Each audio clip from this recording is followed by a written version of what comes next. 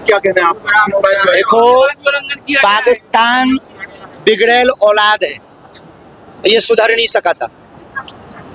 कुत्ता की पूंछ में पुंगरिया कितनी भी देर तक डालो, हमेशा टेढ़ी की टेढ़ी निकलत। यही हाल पाकिस्तान का है।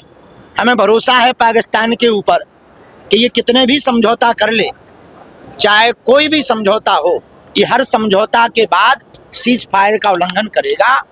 देखो, यहाँ तो जब तक घर में घुसकर भारत के सेना के पास, यशस्वी प्रधानमंत्री जी के पास इससे बेहतर उपाय और समय नहीं है। भारत की भूमि POK लेने का सबसे बढ़िया यही समय है, सही समय है।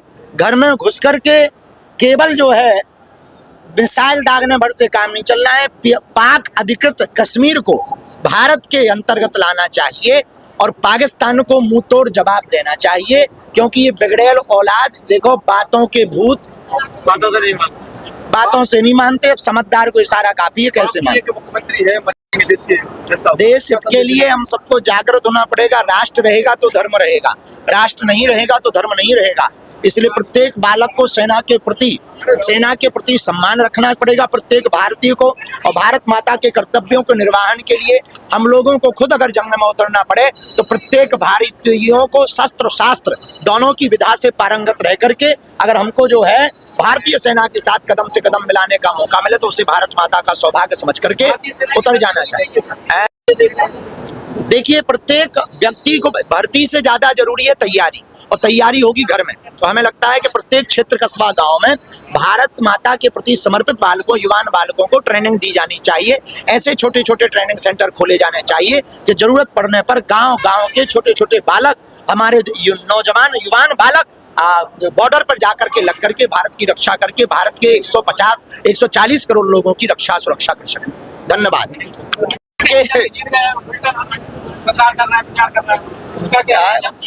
ऐसे कैसे जीत गए जब लड़ाई नहीं भई? कहाँ से जीत गए? बिना लड़ाई के जीतने का काम ये पाकिस्तान में ही हो सकता है। कुछ दिनों तक, अभी 2 दिन पहले मिनी दिवाली मना रही थी, तब नहीं जश्न मना रहे थे। जब दीपावली के पहले ही हैप्पी दिवाली चल रही थी, उधर उधर से घड़ाम भड़ाम कर रहे थे। तो हमें इससे अतः देखो, खिसियानी बिल्ली खंबा नोचे, वही वर्तमान में पाकिस्तान का हाल है। अपने कितने गौरव की बात है? निश्चित रूप से हमने उनके बारे में जो आर्टिकल पढ़े, न्यूज के लेख पढ़े, हमको गौरव बहुत हो रहा है कि वो नौगांव क्षेत्र परिक्षेत्र में बुंदेलखंड की भूमि से पहुंच करके भारतीय सेना में उन्होंने एक पद की जिम्मेदारी लेते हुए ऑपरेशन सिंदूर में अपनी कार्यशैली के द्वारा पूरे भारत को आकर्षित किया और बेटियों के लिए एक नई मिसाल प्रस्तुत की कि हमारी बेटियां भी बेटों से कम नहीं है। महारानी लक्ष्मीबाई का जीता जागता उदाहरण उस बेटी को कहा जाए तो अतिशयोक्ति नहीं होगी। जश्न मनाया जा रहा है, पटाखे फोड़े जा रहे हैं। कहाँ कहियो बहन जी, तुम्हारे लो तो 80 हुई है, तो 82 प्लस हैं, गिनती नहीं है। तुम्हारे लो गिनती की 80 हुई है, हमारे लो गिनती नहीं है। देखो, युद्ध किसी भी देश का हल नहीं है। हम समझते हैं कहीं भी युद्ध होगा तो निश्चित रूप से दोनों देशों की क्षति होगी, लेकिन विनय न मानत जलत जड़ गए 3 दिन बीत, बोले राम सकोप तब भय बिन होए न प्रीत।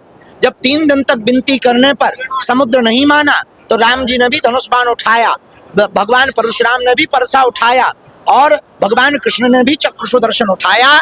उसी प्रकार भारत की सेना को पाकिस्तान के खिलाफ बिगुल बजा करके उसको अब मजा चखाना ही पड़ेगा। सूफिया कुरैशी अपने नौगांव शरीफ का अपना संतान के सुख से वंचित है। अब बहने संपर्क करी विंध्य क्षेत्र के विख्यात पहिल टेस्ट ट्यूब बेबी सेंटर से। महिला से संबंधित कोनो गंभीर समस्या के खातिर संपर्क करी प्रतिदिन पुराना तीर्थ मेमोरियल अस्पताल कुटेही रीवा। संपर्क कर सके थे 8821000416 पर या 0766235245 पर। डॉक्टर बीना मिश्रा, स्त्री रोग एवं बाचपन विशेषज्ञ से प्रथम IVF क्लिनिक, IVF मौत तकनीकी, लेजर हैचिंग के उपयोग,